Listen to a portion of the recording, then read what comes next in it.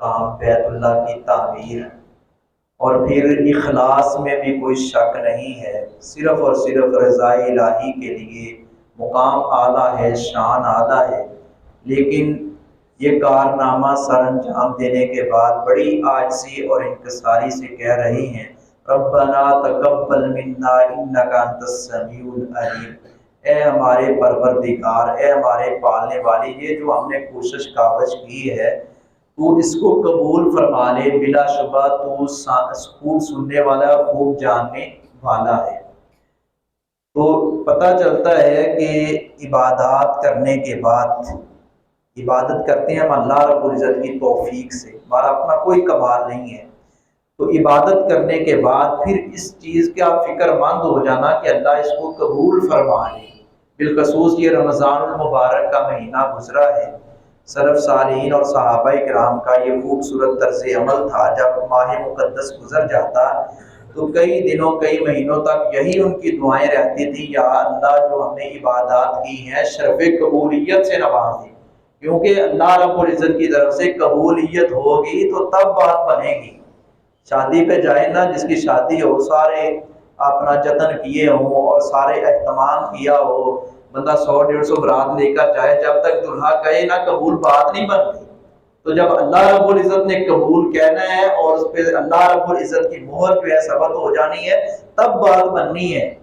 اور ہماری کیا حیثیت ہے، ہم اللہ رب العزت کی رحمت کے بغیر جنت میں نہیں جا سکتے، ہم اپنے اعمال کے بلبوتے پہ جنت میں نہیں جائیں گے، ہم اللہ رب العزت کی رحمت اور اس کی توفیق کے ساتھ جنت میں جائیں گے۔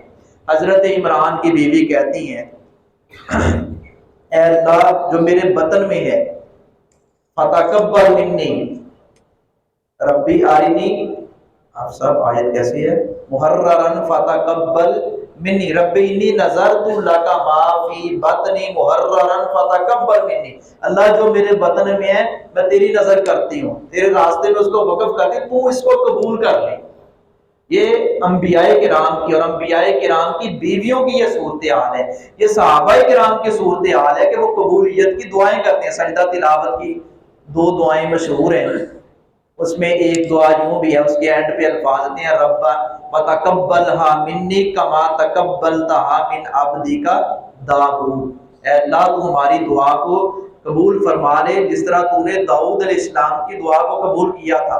اور اللہ رب العزت نے انبیاء کرام کی دعاؤں کو سنا، قبول فرمایا۔ جناب حضرت آدم علیہ السلام، جناب حضرت یونس علیہ السلام اور کئی ایک نبی وہ یہی دعائیں کر رہے ہیں اور کہہ رہے ہیں اللہ ہماری دعاؤں کو قبول کر لے۔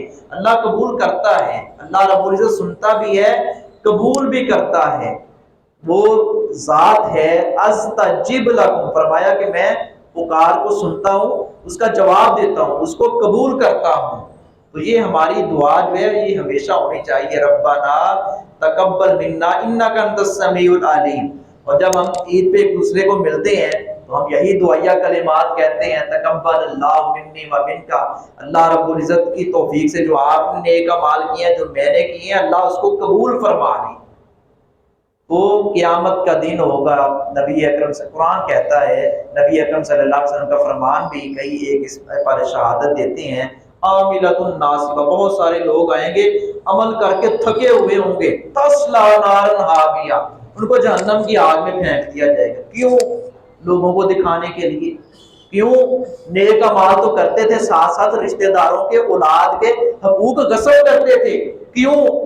نیکیاں بھی کرتے تھے، لوگوں کو گالیاں بھی دیتے تھے، نیکیاں بھی کرتے تھے، بدتمیزی بھی کرتے تھے، بدتمیزی کا طوفان کھڑا کر دیتے تھے، نیکیاں بھی کرتے تھے، قتل بھی کرتے تھے، نیکیاں بھی کرتے تھے، شرک بھی کرتے تھے، نیکیاں بھی کرتے تھے، بدعات بھی کرتے تھے، نیکیاں بھی کرتے تھے، شوقیہ کتا بھی پال رکھا تھا۔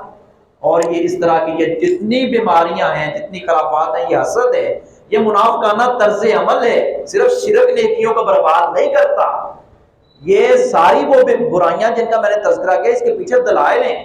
نبی صلی اللہ علیہ وسلم کا حسد کے بارے میں فرمان ہے، منافقانہ پالیسی رکھنے والے کے بارے میں آپ کا بیان ہے، بدعات کا ارتکاب کرنے والے کے بارے میں آپ کا بیان ہے، شوقیہ کتا جو رکھتا ہے اس کے اعمال ایسے ضائع ہوتے رہتے ہیں، اور اس طرح کی کئی ایک مثالیں ہیں۔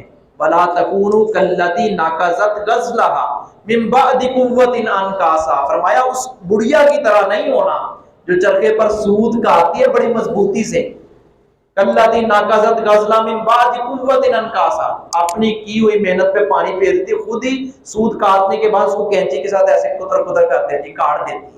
یہ فرمایا یہ مثال دی ہے اللہ رب العزت نے، کہیں نیکیاں کرنے کے بعد یہ بدعمالیاں، یہ حقوق العباد جو اس پہ ڈاکہ ڈالنا، حقوق اللہ پر ڈاکہ ڈالنا، یہ ایسے ہی ہے جیسے اس بڑھیا کی طرح، ایسا شخص جو نیکیوں کو ضائع کرتا ہے اس بڑھیا کی طرح ہے جو سود کاٹتی ہے پھر خود ہی کاٹتی ہے۔ تو اللہ رب العزت سے دعا ہے ہم نے نیک اعمال جو کیے ہیں اللہ اس کی حفاظت کرنے کی اور آئندہ بھی اپنی رضا کے لیے کرنے کی توفیق عطا فرمائے۔